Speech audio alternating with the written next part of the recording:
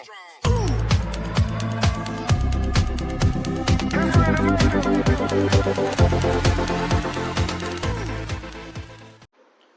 everybody out here, I welcome you all to my YouTube channel. This is Aman Kumar, an English trainer. So, in today's class or in today's lesson, we are going to learn the new topic, or I would say the pure fresh topic, and the topic is state of possession of past tense. As we have been following the series of state of possession, where we have learned what somebody has. Doesn't matter what the subject we have. We may have a living being, or sometimes we may have no living being. मतलब ये किसी भी subject के पास फर्क नहीं पड़ता कि आपके पास लिविंग बीइंग वाला सब्जेक्ट है या फिर नो लिविंग वाला सब्जेक्ट है, कि उनके पास क्या है, that's got called state of position. कि किसी भी सब्जेक्ट के पास क्या है उसको हम कहते हैं स्टेट ऑफ पोजीशन। तो हमने प्रेजेंट में सेंटेंस पढ़ लिया था, जैसे मुझे बोलना पड़े कि मुझे सिर में दर्द है, तो हम सिंपली कह सकते हैं आई हैव अ हेडेक। इसी सेंटेंस में थोड़ा सा इंप्रूवमेंट करते हुए, इसको थोड़ा सा आगे बढ़ाते हुए अगर मुझे बोलना पड़े कि मुझे तो सुबह से सिर में दर्द है, then again I can say I have had a headache since morning. तो ये टॉपिक अब तक हमने कवर कर लिया है, and if you haven't watched all those videos then make sure watch those videos first and then jump into this video. So as I have already shared with you that in today's lesson we are going to learn state of possession. Again we are going to discuss state of possession but in the past time. यहाँ पे हम past time की बातें करेंगे। हमने present की बातें दो वेरिएशन में करा, एक with timing वाला, एक without timing वाला और दूसरा with timing वाला। आज का केस हमारा पास्ट से रिलेटेड होने वाला है। सो देखते हैं इस टॉपिक का क्या स्ट्रक्चर है, जैसे कि आप देख ही पा रहे बोर्ड पे, और इसके सेंटेंस कैसे बनाया जा सकते हैं। क्या सच में इस टॉपिक का यूज हम डे टू डे लाइफ में करते हैं? So my honest answer would be yes, we use this structure so many times, बहुत बार यूज करते हैं भाई। So without further do let's get the ball rolling. जैसे कि आप रूल देख पा रहे हैं कि सब्जेक्ट चाहे हमारा लिविंग बीइंग हो चाहे नॉन लिविंग बीइंग हो, आप सबसे पहले एक सब्जेक्ट का चयन करेंगे, राइट है। अब इसकी खासियत ये है कि फर्क नहीं पड़ेगा आपके पास सिंगुलर सब्जेक्ट हो या प्लूरल सब्जेक्ट हो। With both subject, doesn't matter if you have a singular one and if you have a plural one. In both cases, you have to mark head. यानी कि सब्जेक्ट चाहे आपका singular या plural फर्क नहीं पड़ेगा, सबके साथ हेड लगाइए। एंड देन उस व्यक्ति के पास, उस सब्जेक्ट के पास क्या था, यानी कि अदर वर्ड्स लगाइए and you will have your sentence. So I repeat one more time, subject first of all and then use had. In both cases it doesn't matter if you have singular one and plural one, and at the end you can mark the information what somebody had in the past time. All right, तो आपको मैंने rules अवगत करा दिया है, we already know the topic basically। अब start करते हैं इसके कुछ एग्जांपल्स बनाने के लिए। So is everybody all set now, like the students those who are sitting in the class, is everybody ready? Yes, I hope. Thank you so much। करते हैं। तो मान लो अब सोचिए कि पास्ट टाइम में किस व्यक्ति के पास क्या था, पास्ट टाइम में किस व्यक्ति के पास क्या था वो बताने के लिए आपके पास ये टॉपिक आता है। पोजीशन की बातें मैं अभी करूंगा, मैं ये बताऊंगा कि किस व्यक्ति के पास क्या है, बस वो पास्ट में होगा कि पास्ट टाइम में किसके पास क्या था। एक चीज ध्यान रखिएगा, हमारे पास जनरली तीन तरह के टाइम होते हैं, वो टाइम जो बीत गया पास्ट, जो मेरा चल रहा है प्रेजेंट, और वो जो आएगा फ्यूचर। इन तीनों टाइम में ज्यादा डिफरेंस नहीं होता है। एक सेकंड पहले जितनी बातें मेरी जुबान ने बोली वो सारे पास्ट में कवर होते हैं, और जो मैं अभी लगातार आपके आगे बोले जा रहा हूँ at the moment of speaking, जो इस पल पे मैं बोले जा रहा हूँ, ये सारे प्रेजेंट में चल रहे हैं। और with in a second, with in 2 seconds और 1 second I will be in future time, यानी कि कुछ ही पल में मैं फ्यूचर में होऊंगा। तो पास्ट प्रेजेंट फ्यूचर का कनेक्शन दूर दूर का नहीं है, बहुत नियर होते हैं। कुछ पल पहले पास्ट था, कुछ पल में प्रेजेंट आ गया, और कुछ ही पल में हमारा फ्यूचर आ जाएगा। तो प्रेजेंट की बातें हमने कर ली है, इसमें पास्ट की बातें कर लेते हैं। तो आप इमेजिन करिए कि किस व्यक्ति के पास, किस सब्जेक्ट के पास क्या था पास्ट टाइम। तो कुछ एग्जांपल मेरी तरफ से and then I will come to you guys one by one and I will try to have some examples from you. Alright, तो पहले कुछ मेरे एग्जांपल। मान लेते हैं मुझे ये बोलना पड़े कि कल मैं आपका क्लास ले नहीं पाया, आई could not attend. Let's suppose कि मैं टीचर हूँ तो मैं आपका क्लास ले नहीं पाया, तो अटेंड तो नहीं आएगा, अटेंड स्टूडेंट्स के तौर पे आएगा कि आप अटेंड नहीं कर पाए थे, लेकिन मैं पढ़ा नहीं पाया ना, तो आई can simply say I could not take your class yesterday. आपका क्वेश्चन होगा सर क्यों, मैं बोल दूंगा क्योंकि कल मेरा एग्जाम था, because I had an exam yesterday, because I had. अच्छा एक चीज, इसको बिकॉज बिकॉज नहीं बोलना है, it is pronounced because because. Alright, तो मुझे बोलना है कल मेरा एग्जाम था, तो क्या बोलूं, किसका एग्जाम था, मेरा एग्जाम था। मैं सिंपली बोल दूंगा आई, और हेड लगाइए आप, आई हैड। जब मैं एग्जाम वर्ड को प्रोनाउंस कर रहा हूं तो वोवल का साउंड आ रहा है, तो यहाँ पे क्या करना है, मुझे एन आर्टिकल की एंट्री करनी। आई हैड एन एग्जाम, कब था, यस्टरडे, दैट्स इट, और मेरा सेंटेंस रेडी है। सर कल क्यों नहीं आ पाए थे? Why didn't you take your class yesterday? Sir आपके सवाल मेरे लिए, तो मेरा सिंपली होगा कि I could not take your class because I had an exam yesterday, because I had an exam yesterday, कल तो मेरा एग्जाम था। ठीक है सर, अगला सेंटेंस लेते हैं। मुझे बोलना पड़े आपको पार्टी चाहिए था ना, like everybody was saying yesterday, sir please throw us a party, throw us a party। एक चीज और ध्यान रखिएगा, पार्टी देने की इंग्लिश गिव अ पार्टी नहीं होती। ये सिर्फ और सिर्फ हिंदी की वजह से कि हम हिंदी में सोचते हैं अच्छा देने की इंग्लिश गिव, तो पार्टी देने की बात है तो पार्टी की तो पार्टी कह देंगे, और देने की इंग्लिश गिव होती है तो गिव अ पार्टी। इंग्लिश ऐसे काम नहीं करता है, इंग्लिश के खुद के रूल एंड रेगुलेशन है। पार्टी देने की इंग्लिश होती है थ्रो अ पार्टी। तो सर मतलब कि मुझे कहना है कि आप सभी कह रहे थे ना पार्टी देने के लिए, तो आपने क्या बोला? अगर मुझे इसी बात को सबका आगे बोलना है कि everybody was saying to me yesterday, sir when would you throw us a party, हमें पार्टी कब दोगे? तो इसी बात को मैंने बोल दिया कि कल तो मैं आपको पार्टी दे देता, लेकिन प्रॉब्लम क्या था कि कल मेरा एग्जाम था। इसके अलावा एक बहाना और मैं लगा सकता हूँ कि कल मेरी क्लास थी। कल मैं पार्टी देता आपको, लेकिन प्रॉब्लम क्या है कि कल मेरी क्लास थी। अच्छा, हिंदी में अगर मेरी की जगह मेरा आता हो, so please cooperate with me because I do not understand Hindi well. So मुझे बोलना है कि कल तो मेरी इंग्लिश की क्लास थी भाई। फिर से वही कहानी, किसकी इंग्लिश की क्लास? मेरी। तो मैं सिंपल कह दूंगा आई हैड, और जब आप इंग्लिश वर्ड को बोलते हैं, प्रोनाउंस करते हैं, तो इसमें भी तो वोवल के साउंड है। सो यू वुड अगेन से आई हैड एन इंग्लिश क्लास। कब था बताना है तो यस्टरडे लगा दीजिए आप। तो सर आपने तो प्रॉमिस करा था ना कि आप हमें पार्टी देंगे। Sir you promised to us that you would throw us a party. I'm sorry guys, I could not throw you a party. क्यों sir? Because I had a class, sorry, हाँ मेरी इंग्लिश की class थी कल। Because I had an exam, अरे यार English की class थी मेरी कल। Because I had an English class yesterday, कल मेरी इंग्लिश की क्लास थी। समझ आ रहा है सभी बच्चों को? आ रहा है? कुछ एग्जाम्पल और लेते हैं। पहले मेरे पास बहुत पैसे थे, माना कि आज मेरे पास पैसे नहीं है। I am damn broke now, I am damn broke. अच्छा, एक फ्रेज है इंग्लिश में I am broke. I am broke का मतलब होता है मैं कंगाल हूँ। वैसे तो ब्रेक की सेकेंड फॉर्म ब्रोक होती है, वो अलग होता है वर्ब की तरह, लेकिन अमेरिकन इंग्लिश में आई एम ब्रोक एक फ्रेज है जिसका मतलब होता है वो व्यक्ति जिसके पास कोई मनी नहीं है। आई एम डैम ब्रोक, यार मैं बिल्कुल कंगाल हूँ भाई, प्रेजेंट में कंगाल हूँ। लेकिन अगर आपने कल पार्टी मांगी होती या कुछ और कही होती, तो मैं कल तो था मेरे पास पैसे, या कल कोई भी टाइम रहा होगा पास टाइम का जब मेरे पास थे पैसे, तो मुझे बोलना है पहले मेरे पास पैसे थे। आपने पहले पार्टी मांगी नहीं, वो आपका फॉल्ट है। पहले मेरे पास पैसे थे, क्या बोलूं मैं? सो आई हैड, और पैसे थे मेरे पास, आई हैड मनी।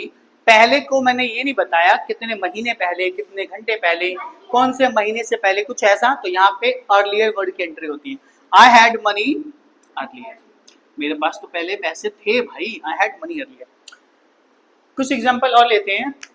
जैसे मुझे बोलना है यार किस लड़के की बात कर रहे हो आप? वो करण, हाँ याद आ गया। I recognise that boy, I know him, मैं जानता हूँ उसको। लेकिन यार ना पहले उसमें बहुत घमंड था, पहले उसमें बहुत घमंड था। याद आया घमंड की बातें? दो वर्ड मैंने कल बताया था, एरोगेंट घमंडी, एरोगेंस घमंड, हंगरी भूखा, हंगर भूख। उसी तरीके से करण में वो जो लड़का है जिसकी बातें आप कर रहे हो, मैं जानता हूँ उसको, उसमें पहले बहुत घमंड था। क्या बोलूं मैं? वो लड़का है तो उसके लिए मैं या तो ही या तो सी, वो लड़का है या तो ही या तो दैट बॉय। ठीक है, तो मैं सिंपली कह दूंगा दैट बॉय। बॉय की जगह पे आप पर्सन का भी यूज कर सकते हैं, दैट पर्सन, वो आदमी यार, वो आदमी। सो दैट बॉय हैड, और हम एरोगेंस बोल देते हैं घमंड को।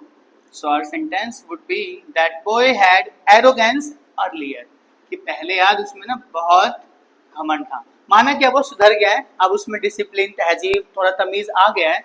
But when you saw him in the past time, so he had a lot of arrogance यार, पहले उसमें बहुत arrogance था। So our sentence is that person, that boy, he had arrogance earlier, पहले उसमें बहुत घमंड था। समझ आ रहा सभी को? कुछ और एग्जांपल लेते हैं, दो तीन और। मैंने बोला कुछ साल पहले हमारे पास एक मौका था इंग्लिश सीखने का। मैं भी इंग्लिश सीखना चाहता था, बस दिक्कत ये था कि मैं अनअवेयर था। मैं एक तरह का उस तरह का व्यक्ति था कि मैं इंग्लिश से अवेयर नहीं था, मैं बहुत उसको डील में लेता था कि स्कूल में इंग्लिश पढ़ता तो यार, और मुझे इंग्लिश आती तो है, बातें होती ही नहीं। लेकिन जो भी रीजन रहा होगा मेरे पास का, तो मैंने बोला कि पहले इंग्लिश सीखने का अपॉर्चुनिटी था मेरे पास, लेकिन मैं सीखा नहीं, वो मेरी गलती थी। बस मुझे इतना बोलना है, पहले मेरे पास अपॉर्चुनिटी था। अच्छा, मैंने मेरे के सेंटेंस बहुत बना दिया है, तो अब इसमें मैं आपको जोड़ देता हूँ। पहले हमारे पास मौका था, पहले हटा दो, कुछ और बना लेते इसको। 2 साल पहले हमारे पास मौका था इंग्लिश सीखने का, क्योंकि हमारे एरिया में कोई था, मान लेते अमन सर ही थे 2 साल पहले जो इंग्लिश पढ़ाते थे। By mistake, bye my negligence, बस मेरे नेग्लिजेंस का मतलब है लापरवाही। Just because of my negligence I could not learn English, I did not learn English.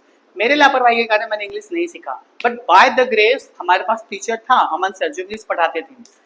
तो उसी बात को कहते हुए मैं कहना चाह रहा हूँ कि पहले 2 साल पहले हमारे पास मौका था इंग्लिश सीखने का। क्या बोले, कोई बताएगा? 2 साल पहले हमारे पास मौका था इंग्लिश सीखने का। हाँ जी, तो हमारी इंग्लिश आ गया वी हैड। अब मौका को आप चांस बोल दीजिए, अपॉर्चुनिटी बोल दीजिए, एक ले लेते हैं, चांस ले लेते हैं, छोटा सा word. So we had a chance, we had a chance. अब तो बातें हो गई कि मेरे पास चांस था, हमारे पास चांस था। याद करो एक बात मैंने बताया था ना कि जब एक सेंटेंस में दूसरे वर्ब की एंट्री करनी है तो इन्फिनिटिव टू का यूज करते हैं। पहले टू रखिए और जो करना था आपको उसकी वर्ब रख दीजिए। तो मैंने क्या बोला, वी हैड अ चांस, क्या करने का मौका था? इंग्लिश सीखने का। So you would simply say to learn English. So is this sentence easy or not guys? Easy है या नहीं है? आपसे पूछ रहा हूँ, सेंटेंस इजीली बन पा रहे नहीं बन पा रहे हैं? तो मैंने सिंपली बोला यार पहले, सॉरी हमने इसमें ये भी तो बोला था 2 साल पहले, हमने 2 साल पहले बोला था। तो 2 साल पहले को क्या बोले? 2 years ago, 2 years ago। अच्छा ध्यान रखना, अगो का प्रोनाउंसिएशन एगो भी होता है, एगो भी पढ़ा जाता है, अगो भी पढ़ा जाता है। डिफरेंस ये है, ago is pronounced in American English while ago is pronounced in British English. So you got to remember all the time, ago British English का प्रोनाउंसिएशन है, एगो अमेरिकन इंग्लिश का प्रोनाउंसिएशन है। और आप तो स्कूल गोइंग बच्चे हैं, college going बच्चे हैं, तो आपको अमेरिकन इंग्लिश और ब्रिटिश इंग्लिश में डिफ्रेंशिएट करना आना चाहिए, जरूरी है, क्योंकि आप ऑफिशियली ब्रिटिश इंग्लिश को फॉलो करते हैं। तो एग्जाम में ऐसी गलती ना हो कि आप अमेरिकन इंग्लिश लिखा है, क्योंकि लिखना आपको ब्रिटिश इंग्लिश था। चलो एक सेंटेंस और मेरा लास्ट, फिर मैं आपके पास आता हूँ वन बाय वन। कोई बताओ सेंटेंस क्या लिखूं? कोई सेंटेंस बताओ।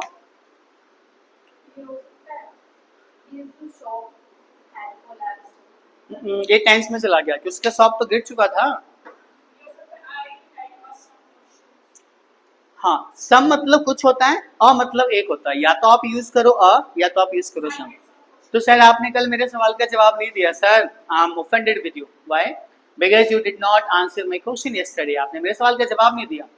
तो अब बताओ क्या बात थी? तो मेरे को कहना सर मेरे पास कुछ क्वेश्चन थे आपके लिए, सर मेरे पास आपके लिए कुछ क्वेश्चन थे। तो वही कहानी, आपको सर बोलना है तो सर, आगे मैडम भी हो सकती है, तो आप देख लीजिएगा। आई हैड, कुछ क्वेश्चन थे मेरे पास, सम क्वेश्चंस। और कब थे? यस्टरडे। और आपके सेंटेंस रेडी है, sir I had some questions for you. आपके लिए मेरे पास ना, आपको उसमें फॉर यू लगाना है लगा दो, नहीं लगाना मत लगाओ, क्योंकि अंडरस्टूड तो है ही है, क्योंकि आगे वाले से बात हो रही है। So you would simply say sir I had some questions yesterday, कल मेरे पास कुछ सवाल थे बस। कोई और सेंटेंस बताएगा आप में से कोई ट्राई करे हो? हाँ जी।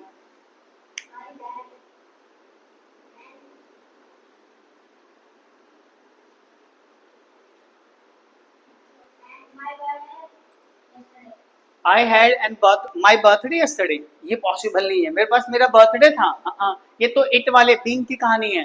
कल क्यों नहीं आए थे? Why didn't you attend the class yesterday? Sir it was my birthday yesterday, कल तो बर्थडे था मेरा।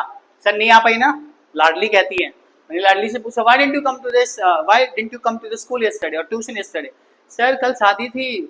किसकी? मेरी, लाडली की। तो लाडली मुझे कुछ ऐसे कह सकते, sir it was my wedding yesterday, it was my marriage yesterday, कल तो शादी थी मेरी।